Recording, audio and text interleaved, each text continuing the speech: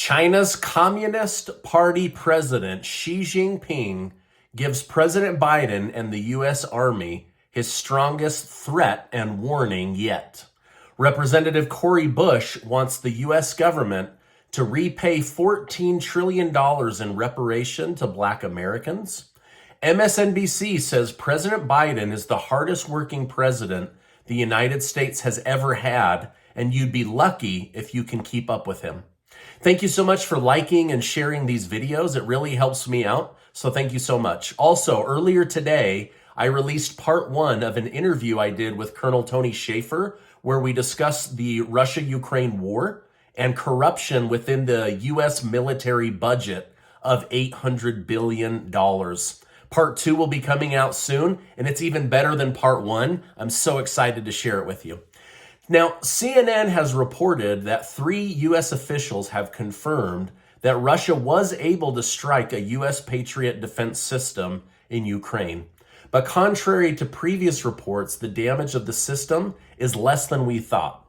While the system may be repairable or reparable, it sadly doesn't change the fact that they had to fire off 30 missiles, which ended up costing about $5 million. Boom, boom, boom, boom. Just that money went up so fast. And what it did is it alerted Putin and his generals to where it was, and boom, they sent in their attack missile, and that's what ended up happening. Now, we first found out about this devastating military loss from videos that were posted on the internet. Unfortunately, the Ukrainian civilians who posted the videos are now being targeted as criminals and might be prosecuted for sharing the truth about what's really going on in Ukraine. The Security Service of Ukraine released a statement saying, on the night of May 16th, they, 6 Ukrainian citizens, took unauthorized photos and videos of the work of Ukrainian air defense and posted relevant material on social networks. The information obtained this way could be used by the occupier to adjust repeated airstrikes on the capital of Ukraine. Now, to be fair, Ukraine may decide not to charge these individuals, but to put out a strong warning that, hey, you're putting your fellow citizens in danger when you release information like this that Russia can see. China's People's Liberation Army has threatened the United States after it was announced that Joe Biden planned to provide the country of Taiwan with $500 million worth of military weapons. China's PLA stated it will firmly crush attempts at external interference. But where will they draw the line? As of now, there are reportedly 200 American troops already stationed in Taiwan that are helping to train the Taiwanese military in the event that China attacks. Now, China's President Xi Jinping previously warned President Joe Biden that the issue of Taiwan was the first red line that must not be crossed in China-U.S. relations. And America is definitely making strides to cross that red line. Now, both sides seem to be punching at each other, but if a major weapons package is approved, China may be forced to retaliate in order to show that they have more bite than bark. Now, unfortunately, the United States arming Taiwan is our only option because these guys need everything they can get in order to defend their small country. Now, the Republican House Committee's investigative panel has attacked the FBI for retaliation against whistleblowers in a statement that read, a recurring theme is that the FBI has violated federal whistleblower protection laws and abused its security clearance review process to hamstring the brave agents who exercise their right to make protected disclosures to Congress or who dare to question agency leadership. Now, this new accusation comes as many believe the FBI is acting as a politicized weapon under the control of a sitting president. So basically what happened is if a true whistleblower comes forward, it's confirmed. There are laws that protect that whistleblower. The FBI is trying to go around those laws and intimidate the whistleblower so that he or she will back off and basically not testify against the president. Representative Cory Bush, a member of what's called the Squad in the House of Representatives, has introduced legislation proposing federal paid reparations of $14 trillion to Black Americans, citing the moral and legal responsibility to address the lasting harm caused by slavery. However, the resolution faces an uphill battle in Congress, as previous attempts to pass reparations have all failed. Now, a Washington Post poll shows that support for reparations remains very low. 28% of Americans are in favor of some form of reparations, and 65% are opposed to it.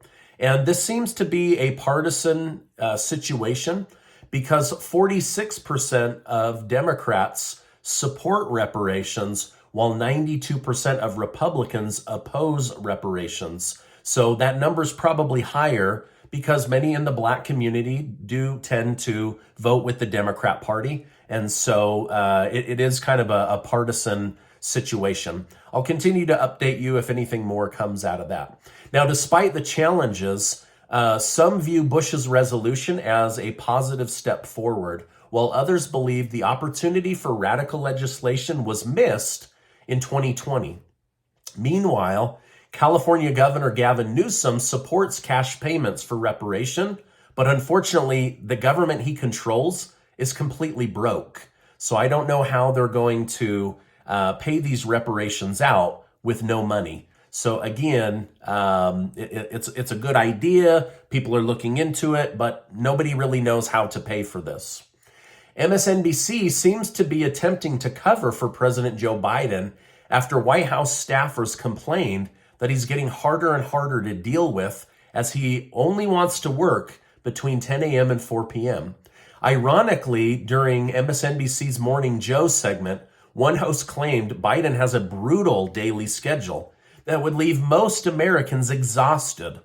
The host even bashed Donald Trump, claiming that Biden is the hardest working president we've ever had and significantly outworks Donald Trump.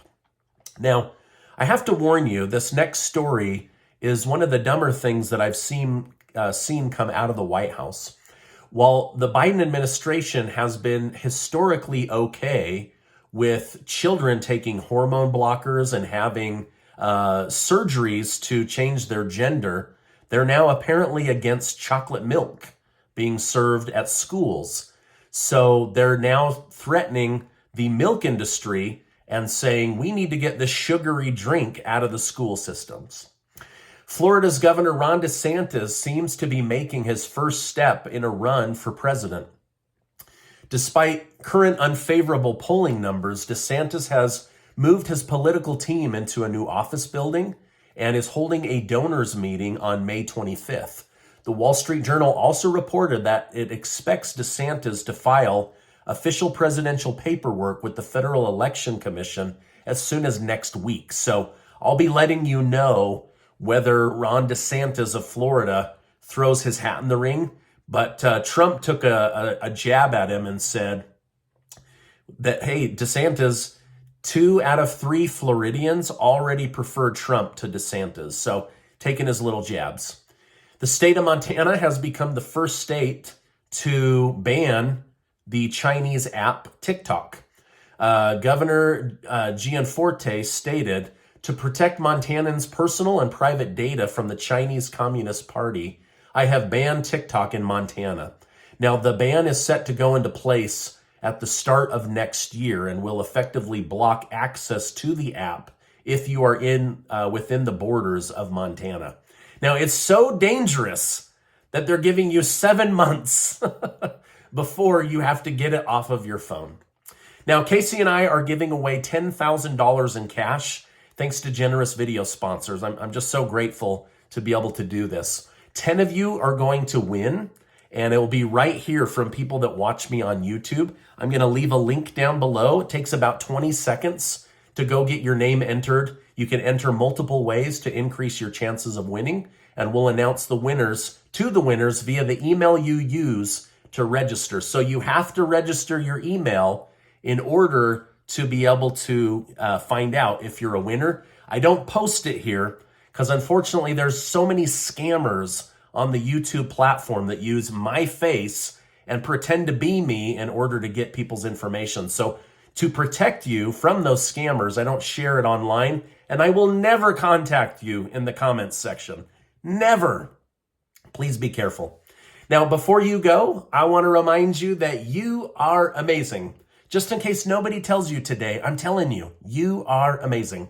Hey, I appreciate you stopping by today. Make sure to check out this important video. Hit that subscribe button. Go watch the Colonel Tony Shaffer interview. It was fantastic, and part 2 is even better. Hey, thanks so much, and have a great rest of your night. I'll see you on the next video.